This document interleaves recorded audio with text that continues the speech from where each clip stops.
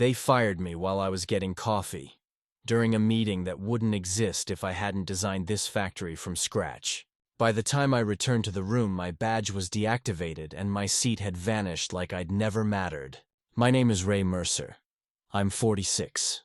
For the past 15 years, I was the chief systems architect at Hexitech Robotics in Detroit, Michigan. I don't smile much, I don't talk much, I build. My job was never to impress anyone. I was the guy who stayed late. The one who rewrote the firmware line by line when the machine arm alignment failed. I didn't need credit. I needed the systems to work. I helped turn a small warehouse startup into a $400 million production powerhouse, with fully automated assembly lines that ran 22 hours a day. But that Tuesday morning, I was just another disposable name on a reorg spreadsheet. They scheduled the meeting in conference room C10 a.m. sharp, the kind with thick glass walls and steel-trimmed chairs that make everyone feel important. I'd helped select the layout years ago, optimizing light diffusion for long strategy sessions. Irony tastes like copper when it hits your throat. I had stepped out to get coffee. Black, no sugar. Same thermos I'd used since 2009. When I came back, my keycard didn't work. The door blinked red. I tapped it again. Same thing. Inside, I could see Jordan, my former mentee, now head of technical operations, sitting in my seat. He looked up, then looked away. The new CEO, Calvin Drayton, didn't even flinch. I watched him lean forward, nod at Jordan, and then motion for the meeting to proceed. My phone buzzed. "Ray, please report to HR. Immediate action required." No name, just the text. I didn't go in. I didn't argue. I turned around, walked back down the hall past the framed patents on the wall, most of which bore my initials somewhere deep in the engineering notes. Human Resources was 2 floors down past the frosted glass divider that smelled like lavender and distance. Vanessa, the HR director, looked like she'd just swallowed an ice cube. "Ray," she said, forcing a corporate smile. "Thank you for coming. This isn't easy, but due to restructuring, your position has been eliminated. The decision is final." I said nothing. I didn't need to. She slid a severance packet across the table like it was a menu. It included 4 weeks of pay. 4 weeks for 15 years. She kept talking, but all I heard was static. I wasn't angry. Not yet. I was confirming that they had no idea what they'd just done. See, when I built Hexitech's first autonomous production line back in 2010, they were too small to have lawyers on retainer. So I drafted the control system blueprint using my own LLC.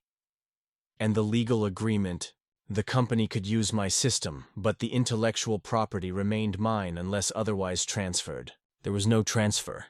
I signed the NDA they gave me. Standard boilerplate stuff. Don't disparage the company. Don't talk to clients. Don't share trade secrets. But here's the twist. The trade secrets were mine. Back at my office, former office, I wasn't allowed inside. My credentials were already revoked. I watched from the hallway as a younger guy I didn't recognize boxed up my things. He didn't touch the bottom drawer. They didn't know. I'd encrypted the core schematics hidden behind 2-factor biometric access. Retina and voice print. Only mine, no backup. Without me, the factory would run on autopilot for maybe a week, maybe less, before the control system started throwing errors no one could explain. I walked out without a sound, didn't cause a scene, didn't slam a door. I'd always believed in quiet exits. They're the ones people remember longest. The sky outside was pale gray. Detroit in February, cold without being dramatic. My hands were shaking, but not from anger, from adrenaline. In the parking lot, I paused next to my truck, an old navy blue Tacoma with a dent on the passenger side and a VIN-tag toolbox bolted to the bed. I slid open the glove compartment and pulled out a small black drive labeled in Sharpie, Hades Protocol, V2.3.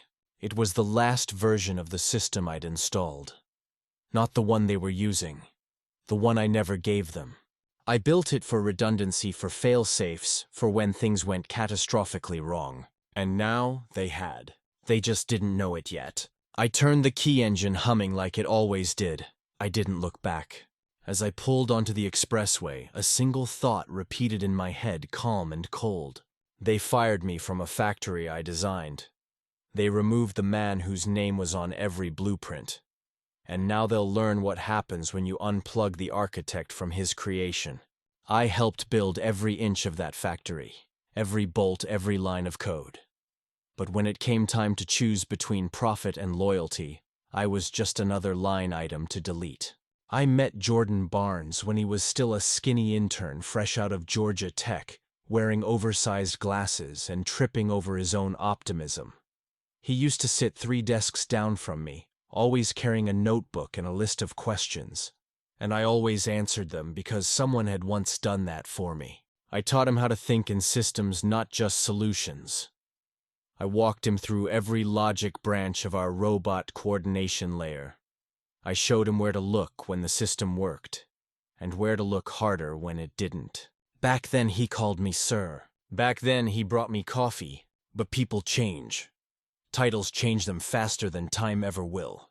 The last real handshake I remember at Hexitech was 3 years ago, when Jordan was promoted to Director of Production Engineering. I congratulated him outside the elevator. He looked proud but nervous. "You're the reason I'm here, Ray," he said. "I won't forget that." Turns out he did. Right around the time Calvin Drayton took over as CEO.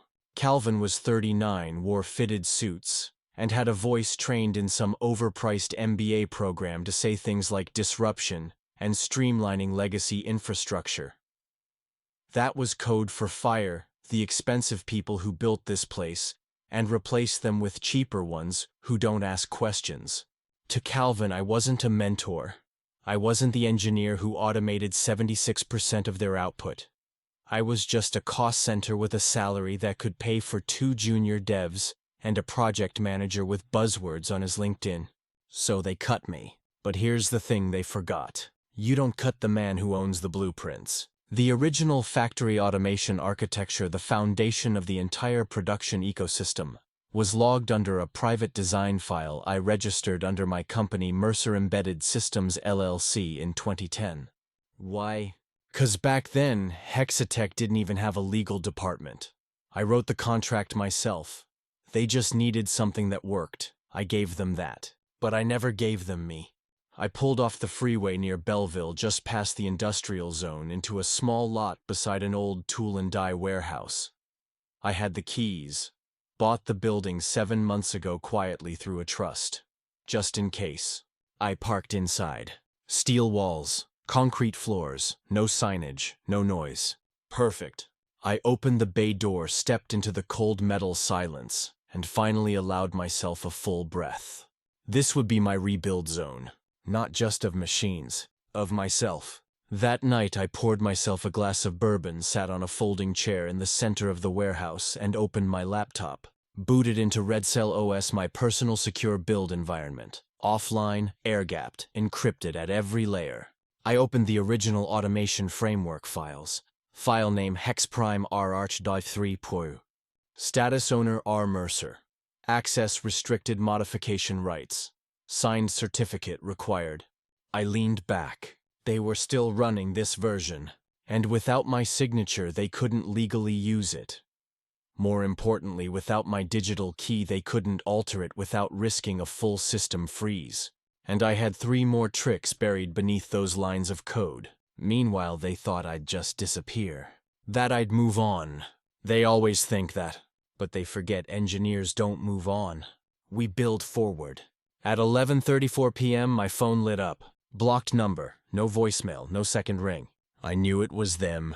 Probably Jordan. The factory had probably glitched by now. Maybe one of the robotic arms failed to align with the conveyor calibration. Maybe the AI couldn't reconcile input-output ratios because someone tried to bypass the fallback system without understanding the failsafe parameters. Or maybe it was just starting. I didn't answer. Let it ring. Because silence is heavier than rage, and I wanted them to feel every ounce of what they'd broken. I sat back and remembered the early days. The late nights we stayed in that dusty prototype lab soldering sensors, eating vending machine dinners and laughing at bugs in the machine vision software. Calvin Drayton wasn't there. Neither were the executives who signed my termination. But I was. I was there when the heartbeat of Hexitech was first written in lines of machine code. I was the first one in, last one out. I was the system. And without me, they were just cables and confusion. Let them try. Let them stumble through what I left behind. Because I hadn't sabotaged anything. I didn't need to. All I had to do was walk away. I didn't shut anything down. I didn't sabotage their lines. All I did was remove myself. Turns out, that was enough. Thursday morning, 6:18 a.m. Detroit. First shift was starting at Hexitech Robotics. The factory lights flickered on hundreds of fluorescent tubes buzzing to life over rows of steel arms, conveyor belts, precision cutters, and welding units. Machines hummed, lines booted, sensors scanned. Then it began. At 6:27 a.m., Assembly Line 4, the one responsible for the servo actuator mounts, halted mid-cycle. Error code C0142, motion sync disruption. At first, they thought it was a calibration issue. Minor thing. Restart the node, cycle the loop, clear the cache. But the system didn't respond. They couldn't restart it because access to the safety override module required a two-step authentication. One step was public. The second was a voice print. Mine. By 7:11 a.m., Assembly Line 2 threw a memory allocation error tied to the optical guidance system. Error code V2209. Pathing data corruption. Same problem. Different module. Different lockout. Inside the control room, Jordan's hands were probably already sweating. He'd never had to deal with core failures. He'd always had me. Now he had a user interface blinking red and a factory slowing like a heart losing rhythm. I was 19 miles away, sitting in a corner booth at a diner off Telegraph Road. I ordered eggs black coffee and didn't check my phone once. Outside it was snowing lightly. I watched a salt truck roll by as the waitress refilled my cup. "You want the usual today, Mr. Mercer?" she asked, smiling. "Sure," I said. "And keep the coffee coming. There's a kind of peace in knowing your silence is louder than any scream." By noon, 3 out of 6 lines were operating under limited capacity. Operators tried workarounds, bypassing main control, manually inputting scripts. That's when the second protocol kicked in. Red Hades subroutine. Designed to detect unauthorized access attempts. Not to punish, not to delete. Just to lock down further. All perfectly legal, all perfectly documented. In the user guide they never bothered to read. Meanwhile, over at Hexitech, the customer service line was ringing off the hook. 2 suppliers had flagged late shipments. One of them, Vanguard Mobility Systems, had already issued a warning about contract breaches. Another, Toru Robotics from Japan, sent a polite, devastating email. "Due to irregularities in your product delivery window and repeated control signal failures, we are pausing our integration agreement until internal issues are resolved. Best regards." Polite, but lethal. At 4:02 p.m. my phone rang. Not blocked this time. Jordan. I didn't answer. He left a voicemail. "Ray. Hey. Look. I know things ended weird. But we really need your input. Some stuff's not syncing right. We just want to make sure everything's smooth, you know? No hard feelings." That last part. No hard feelings. It always comes too late. I sat on my workbench back at the warehouse, watching the line graph on my laptop. It wasn't connected to their system, just a simulation of the architecture I'd designed. And what I saw was exactly what I expected. Load imbalance, failure propagation, timing sync degradation. They were fighting a system they didn't understand because they thought they didn't need the man who built it. By 6 p.m., a meeting was called at Hexitech HQ. Calvin Drayton was not amused. From what I heard later, he shouted something about unacceptable setbacks and incompetent legacy systems. Irony dripping from every syllable. Jordan tried to cover, blamed a firmware glitch. But someone in the room, probably Denise from legal, asked a simple question. Who holds the rights to the automation framework? Silence. Then another question. Who's authorized to modify it? More silence. And then the room began to sweat. Meanwhile, I was in my warehouse, torch in hand, welding the base of a prototype I'd been sketching since before the layoffs even happened. No logo, no boss, no corporate overhead, just metal and willpower. The kind that doesn't vanish when someone revokes your badge. At 9:52 p.m., my inbox pinged. From Vanessa R., HR Director, Hexitech Robotics. Subject consulting opportunity. Time sensitive. Hi, Ray. We hope this message finds you well. Given your familiarity with legacy systems and recent transition, the executive team would like to explore a short-term consulting arrangement to support our production operations. Flexible terms. Please let us know your availability. I closed the message. Didn't delete it. Didn't reply. Just smiled. Because now they were asking. And I wasn't answering. Not yet. They let me go without a thank you. Now they wanted a favor. Funny how fast the silence breaks when the machines do. The call came at 7:38 a.m. Friday. I was at the warehouse adjusting the actuator timing on a prototype I'd named Ghost Unit 1. Slimmer than the models we'd built at Hexitech. Smarter. Cleaner. My version of evolution. The phone vibrated once, then again. Caller ID Calvin Drayton. I let it ring 6 times. Then I picked up.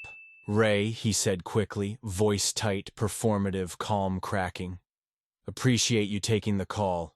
I know things didn't end smoothly, but I think, look, we may have underestimated the depth of your contribution. That word. Contribution. Like I was a summer intern who stayed late. I didn't say anything. Just let him fill the silence. And he did. We're experiencing some operational friction across the lines. We think it's related to legacy code in the Mercer framework. We'd like to bring you in on a consulting basis. 6-week contract premium rate. 6 weeks. A premium to fix what he destroyed. Still, I didn't speak. Not until he added, "Of course, we'd ensure full acknowledgement of your authorship." I smiled. Just a little. "Calvin," I said slowly, "you've read the 2010 design agreement." "Excuse me, you're asking for acknowledgement, so you must have read it." Silence. I heard him shuffle. Papers, a laptop, the clatter of executive panic. Legal is reviewing. It's 1 page I cut in. 3rd paragraph. All ownership of source architecture, control logic, and automation framework shall remain with Mercer Embedded Systems LLC unless explicitly transferred by notarized addendum. There is no addendum, Calvin. Ray, we're not trying to fight you. Good. I waited. Let it breathe. Then delivered the next blow ice cold. Because if you run that system without a valid license from me, your entire factory is in violation of federal IP protection laws. And that means injunction, lawsuit, or worse. He cleared his throat. I think we can come to an arrangement. I'm not interested in arrangements, I said. I'm interested in ownership. A long pause. Then, what do you want? There it was. The first honest thing Calvin had said. I didn't give him the answer. Not yet. Instead, I said I'll send over a proposal. And I hung up.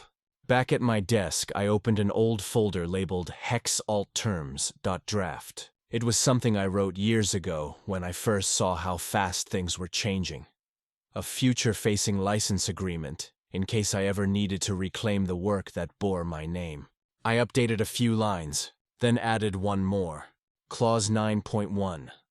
License is non-transferable, subject to monthly usage royalty, and contingent upon full public acknowledgement of origin system creator on all manufacturing materials and investor documents.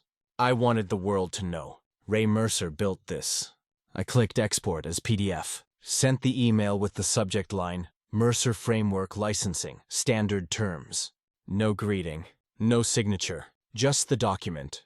2 hours later, Jordan texted.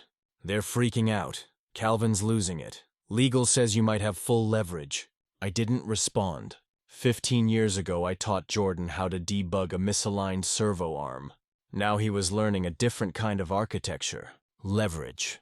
At noon, Vanessa from HR emailed again. Her tone changed. We are reviewing the new licensing proposal. Please note that our legal counsel is also exploring avenues related to internal development claims. Cute. They wanted to bluff. Problem was, they were playing poker with a man who built the table, shuffled the deck, and programmed the automatic dealer. So I sent her one file. Just one. A copy of the U.S. Patent and Trademark Office receipt dated March 11, 2011. Filed under Mercer Embedded Systems. Proprietary Automation Framework v3.2. Status granted. With a registered patent number. And my name front and center. 10 minutes later, Calvin called again. We're prepared to agree to your terms, he said fast. Let's get the paperwork done quickly. We need to stabilize production before next quarter's audit. I nodded, not that he could see. One more thing, I said. Of course. I want you to stand in front of your board and say it. On record. Say my name. Say it wasn't your system. Say it never was. Calvin hesitated. Then quietly, I will. I didn't want revenge. I wanted acknowledgement. A public admission from the people who thought they could bury me under the concrete of their own ambition. I wasn't the man behind the curtain. I was the curtain, the cables, the code, and the silence when they pulled the plug. Later that night, I walked back out to the shop floor of my warehouse. Checked the firmware on Ghost Unit 1. Uploaded the new task protocol. Tested mobility. The arm moved smooth as silk. In the silence, I whispered to the machine like an old friend. They can have the factory if they want. But the future, that's mine. I didn't bring down their factory. I brought down their certainty. That was enough. Monday, 8:12 a.m. Detroit time. The moment Assembly Line 3 failed, the rest followed. One by one, like dominoes tripping in perfect succession. Red Hades protocol had 3 stages. Stage 1, restrict unauthorized access. Stage 2, report violations silently to my private node. Stage 3, retreat all core functions into deep lockdown. No more auto restarts, no more local overrides, no more tech support because the only man who could unfreeze the system didn't work there anymore. At Hexitech HQ, the panic turned clinical. You could taste it in the clipped heels across the marble floor. Feel it in the number of lawyers showing up earlier than usual. Smell it in the burnt coffee and stale air from sleepless nights in the control room. The system had stopped responding. It wasn't broken. It wasn't hacked. It was absent. At 9:34 a.m., Hexitech received its first international notification. Subject urgent. Suspension of fulfillment obligations. From Toru Robotics, Tokyo HQ. Due to unresolved operational failures and lack of system transparency, Toru Robotics is placing a temporary hold on all procurement contracts until further notice. Kindly confirm when operational integrity is restored. Toru Robotics was 37% of Hexitech's quarterly revenue. By 10:12 a.m., 2 other clients followed suit. Meanwhile, I was standing in front of Ghost Unit 1. I had just finished a full calibration pass. The new motor arrays moved like water.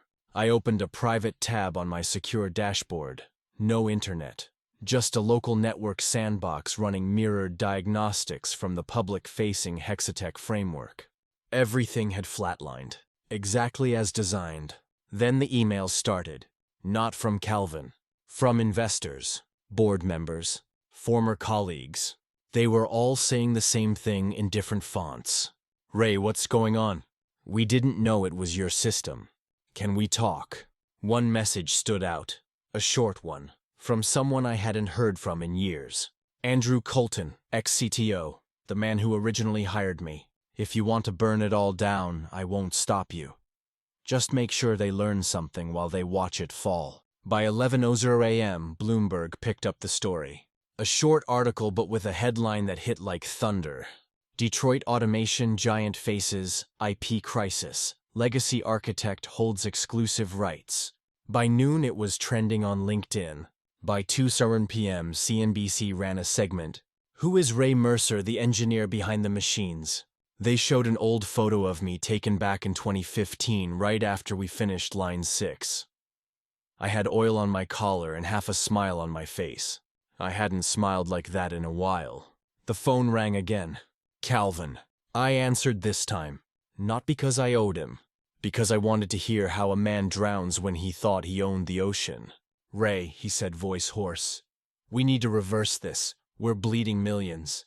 I didn't say anything. He continued faster now. I signed your license. You got what you wanted. The public knows. We credited your name in the investor call. It's done. Is it? I asked. Or are you hoping I'll turn the lights back on and walk away? We'll meet your royalty rate. You can name your number. I don't want your money, I interrupted. Then what do you want? I let the silence sharpen like glass. Then said, I want you to remember what it felt like to be helpless. Just for a little while. Just long enough to never forget who actually built your empire. He exhaled long and broken. I almost felt sorry for him. Almost. That night I stood alone under the halogen bulbs of my warehouse watching Ghost Unit 1 assemble a perfect frame without a single error. No glitches. No lockouts. No bosses. I clicked open a new folder on my desktop. Phoenix Robotics launch plan. Because while Hexitech was spiraling, I was building. Not out of revenge. Out of purpose. I wasn't done yet. But they were starting to understand something very simple. You don't fire the man who made the fire. You thank him, or you freeze in the dark. They thought I'd come back just to fix their mess. But I don't repair broken empires, I build new ones. Tuesday, 8:03 a.m. Hexitech's boardroom was in lockdown. 11 members, 1 CEO. No PR, no assistants, no coffee. Just silence and paperwork. In front of Calvin Drayton was a notice of internal hearing from the board. Header stamped in red emergency review. Executive oversight failure. They didn't want his pitch deck. They wanted answers. Meanwhile, I was in a smaller room.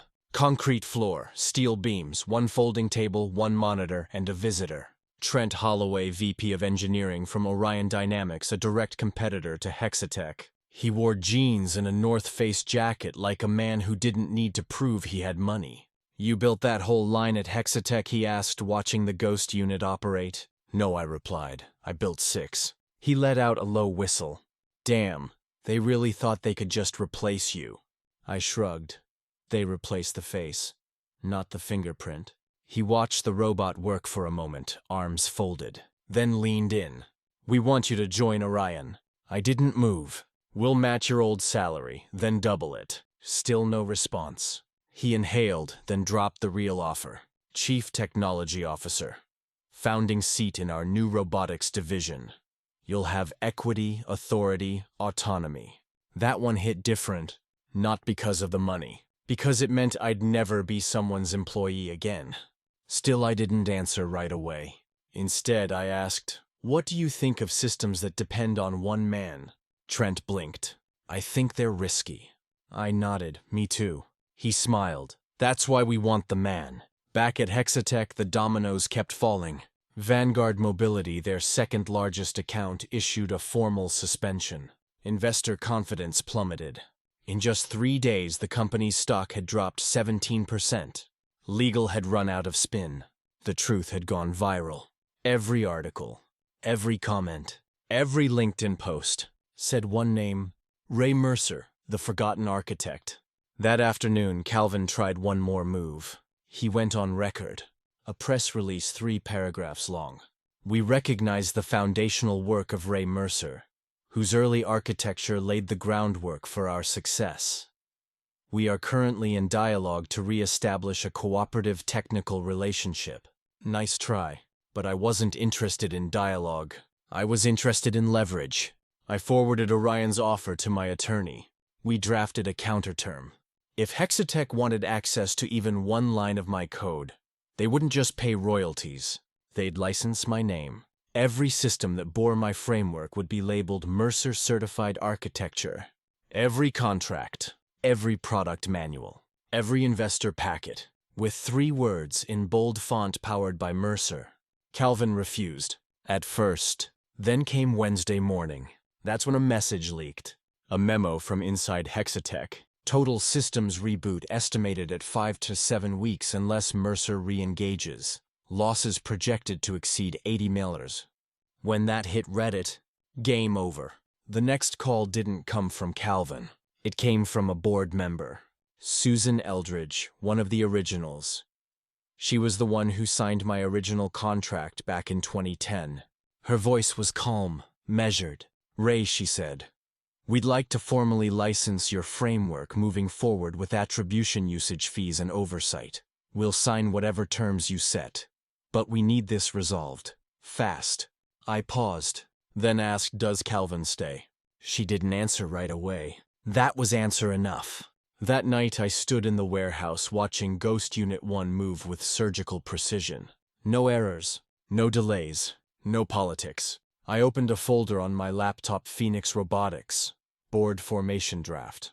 It had 3 names already, and mine was at the top. I didn't need revenge. I needed control. Control of my code, control of my name, control of my future. They fired me, but now, they were paying just to borrow what I built. They once said I was replaceable.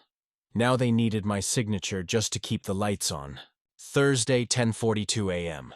A final draft of the Mercer Certified Framework License was sent to Hexitech's board. It was 19 pages long. Page 1 had one condition. All existing systems operating on architecture designed by Ray Mercer must include visible acknowledgement of source attribution on all physical equipment, technical documentation, and investor-facing materials. There would be no white labeling, no pretending, no erasing. I didn't want a trophy. I wanted my name carved into their foundations like stone. Calvin never replied. He didn't have to. At 3:14 p.m., an internal memo leaked. CEO Calvin Drayton to step down effective immediately. Board to appoint interim leadership to stabilize operations and resume licensing negotiations. No announcement, no press conference, just a quiet resignation, dressed as realignment. Like I said, silence always wins. At the same time, my warehouse was no longer empty. Phoenix Robotics had its first contract. Toru Robotics, the Japanese firm that had frozen Hexitech, reached out. They didn't want a workaround. They wanted a replacement. And they wanted me. We signed an LOI that night, letter of intent, stating that Phoenix would develop a new modular robotic arm for their compact factories. Faster setup, custom firmware, anti-fragile architecture. The kind of thing Hexitech never let me build. Now I could. By Friday morning I had a team of 4. 3 of them were ex-Hexitech engineers. They'd walked out after the shutdown. One of them used to bring me lunch when I was too buried in code to eat. Now we were equals. No titles, just purpose. Meanwhile, the press was hungry for a story. The Detroit Free Press ran a full-page headline. The engineer they tried to erase, Ray Mercer's quiet return. LinkedIn exploded. Not with likes, with job offers. With venture capitalists, with former interns saying, "Ray once took the time to explain recursive logic to me. I never forgot." Funny, they tried to make me disappear. Now I was the one thing they couldn't stop seeing. At noon, the official licensing deal was signed. Hexitech agreed to every clause: royalties, attribution, audit rights, and the crown jewel. Effective immediately. All active system logs will include the designation "Powered by Mercer Certified Framework." License RM001. It was the first time my name had ever appeared on their systems since I built them. Not as a footnote. As a requirement. A junior associate from Hexitech's legal team emailed me. "Mr. Mercer, can you provide the final decryption key so we can restore full system access?" I waited 10 minutes. Then sent one line. Key accepted, system restored. That was it. The lights came back on. Machines moved again. But this time they were borrowing them. I leaned back in my chair. No celebration. No champagne. Just quiet. The kind of quiet you earn. The kind where no one can ever take your name off the wall again. And the best part, Phoenix Robotics was just getting started. They thought I vanished. But I wasn't gone. I was building something louder than revenge. Saturday, 9:00 a.m. The Detroit Robotics Expo was always held in the same cavernous convention center, rows of bright booths, polished displays, and men in sharp suits pretending to be engineers. I hadn't stepped foot in this place for years. But today, Phoenix Robotics had its own booth. Small, unflashy. Just a matte black banner with one word in chrome font. Phoenix. Below it, Mercer Certified Autonomous Systems. No slogans, no hype, just truth. Ghost Unit 1 stood center stage. Quiet, ready, alive. And then we turned it on. No applause. No big reveal. Just silence, followed by flawless motion. The arm moved in seamless loops, adapting to random object placements using live vision mapping. Visitors leaned in, whispering. Then someone recognized me. A man in a navy blue suit. Jordan. He froze. His name badge now read, Strategic Partnerships, Hexitech Robotics. Strategic. That was rich. He walked up slowly, hands in pockets, eyes scanning the Phoenix logo like it hurt. Ray, he said, half smile cracking under tension. Jordan, you really did it. I didn't answer. Because the Ghost Unit did it for me. A piece from the demo tray shifted unexpectedly. The arm paused, analyzed, rerouted in real time, and adapted perfectly. No lag, no override, just pure logic evolving. Jordan nodded, lower lip twitching. You know, he said quieter, now we thought you were bluffing. I tilted my head. No, Jordan, you hoped I was bluffing. An hour later, the first media team arrived. Tech Today, followed by Wired. Then Bloomberg. The questions were all the same. Is it true you built the Hexitech core systems? Did they really fire you before realizing they needed your signature? Is Phoenix Robotics your retaliation? I answered carefully. I didn't build Phoenix to retaliate, I said, voice steady. I built it because I believe in systems that respect the people who build them. That line went viral in 3 hours. By 3 p.m., Ghost Unit 1 had appeared in 3 live streams, 5 articles, and 100 LinkedIn posts with captions like, The comeback no one saw coming. Never fire the man who owns the blueprint. Meet Ray Mercer, the ghost engineer. That night I got an email from Susan Eldridge, former Hexitech board chair. Subject, we regret letting you go. I didn't open it. Didn't need to. Because regret is not a currency I accept. Instead, I sat at the back of the expo hall watching as the crowd around our small booth kept growing. And I whispered something I hadn't said in years, not to anyone else. Just myself. This is mine now. Not borrowed, not licensed. Mine. And the best part, I wasn't done yet. Loyalty doesn't come from contracts. It comes from trust. And trust doesn't forget who showed up when the machines failed. Sunday, 10:45 a.m., Detroit Robotics Expo, Day 2. A suited man waited outside our booth. Early 50s, clean-shaven. Nervous confidence. Kenji Nakamura, Senior Director at Toru Robotics Japan. We'd never met face-to-face. But when Hexitech's systems crashed last week, he was the first to walk away. No threats, no drama. Just silence, and a very quick pivot. Now he stood with a contract folder in hand. I flew in this morning, he said in crisp English. We are ready to proceed with our new manufacturing partner. Behind him stood 2 of his engineers. One was wearing a Phoenix Robotics pin already. I didn't smile, just gestured to the table inside our booth. We sat. No lawyer, no boardroom, just respect between builders. He placed the folder down and opened it. Partnership agreement between Phoenix Robotics LLC and Toru Robotics Ltd. Duration 4 years. Value $87 million. It wasn't just a contract. It was Hexitech's last heartbeat, signing itself away. I signed on page 6. Date, signature, Ray Mercer. And then I said it soft but clear. Thank you for believing in the builder, not just the building. Kenji bowed slightly. We always knew where the real system lived. And then, like the universe couldn't help itself, Jordan walked by. He froze mid-step. Saw me, saw Kenji, saw the handshake. He didn't blink, just watched. And I watched him. Not with hatred, with clarity. Because this wasn't revenge anymore. This was just what happens when you bet against the wrong engineer. By 2:00 p.m., word had spread. Phoenix Robotics signs Toru Robotics deal. The headline hit LinkedIn first, then TechCrunch, then the Hexitech investor board. An hour later, Vanguard Mobility reached out. They wanted a call. Not next week, tonight. At 5:12 p.m., I stood in the center of our booth. Small space, big weight. Ghost Unit 1 moved in steady rhythm, its soft clicks now a soundtrack to a very public shift in power. A teenage kid, maybe 16, walked up with a cracked phone in hand. "Hey, are you really the guy who built Hexitech's factory?" I looked down, nodded once. He grinned. "That's badass." And just like that, the story had reached a generation that didn't even know what Hexitech was. But they knew Ray Mercer. Later that night, alone back at the warehouse, I poured a whiskey, looked at the screen. Phoenix Robotics, weekly forecast revenue pipeline, 120 mailers team expansion. 9 pending hires, legal 3 new patents in progress. And one headline still pinned on my desktop. The Ghost Engineer. Why Ray Mercer built something stronger than revenge. I thought back to the day they fired me. The hallway. The badge that blinked red. The silence from Jordan.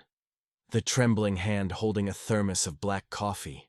And now, I own the thermos, the hallway, the system, and the future. But I wasn't interested in empire. I was interested in building a new kind of company. One where the people who designed the foundation didn't get buried beneath it. The message was clear now. You can fire the man, but you can't delete the blueprint when the blueprint was alive. Some people say success is the best revenge, but real power is deciding who you let stand beside you once you've won. Monday, 7:46 a.m., Phoenix Robotics, new HQ. It wasn't flashy, just a 2-story industrial building near the Detroit River. Converted warehouse, polished concrete, matte black walls with our logo embossed in brushed steel. No receptionists, no fake smiles, just builders. The glass meeting room had no doors, only motion sensors. Symbolic. We didn't shut people out, but you had to move to step inside. I was reviewing our Phase 2 assembly plan when my assistant Marla knocked on the edge of the table.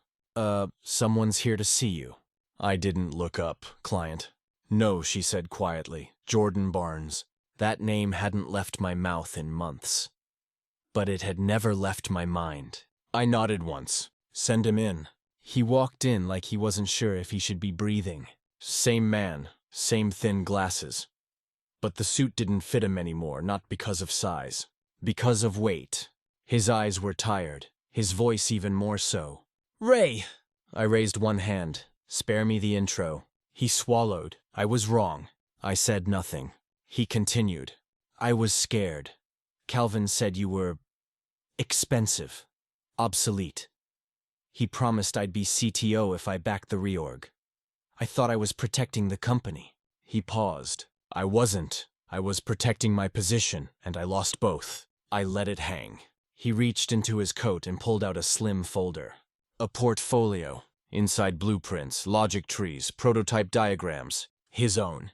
"I've been building since I left," he said, voice tight. Trying to remember why I started engineering in the first place. He looked up. "I'm not asking for forgiveness. I'm asking to help."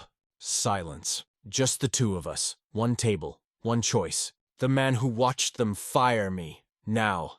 Asking to build beside me. I stared at the blueprints. His code was rough but solid. A little inefficient, a little tangled, but honest. And that's what I hadn't seen in him for a long time. Not fear. Hunger. I leaned back. "You know what I hate more than betrayal," I said. He shook his head. "Cowardice," I said. "People who hide behind silence. At least Calvin lied to my face." You just lowered your eyes." Jordan nodded. "I know." I tapped his portfolio. "This code, this is yours." "Yes." "You willing to rebuild it from scratch under Phoenix protocols?" "Yes." "Can you do it, knowing I might never fully trust you again?" He looked straight at me. "I'm not here to be trusted. I'm here to earn it." I sat with that for a moment, then said, "Start Monday. No title, just function. You write like a junior until I say otherwise." He smiled. A real one this time. "Thank you." Don't thank me, I said. Build something that speaks louder than your apology. He turned to leave, then paused. Ray, he asked, why even give me a shot? I didn't blink. Because someone gave me one once. And because revenge is louder when you don't need to speak it. That night, I stayed late. Ghost Unit 2 was almost ready. Smaller, smarter, stronger. I ran the final diagnostics, then wrote a note into the firmware log. Rebuilt with code from 2 flawed men trying to get it right. Because what you build after the pain says more about who you are than anything you destroy because of it. It was never about revenge anymore. It was about proving what's possible when the wrong people stop holding the blueprint. Thursday, launch day.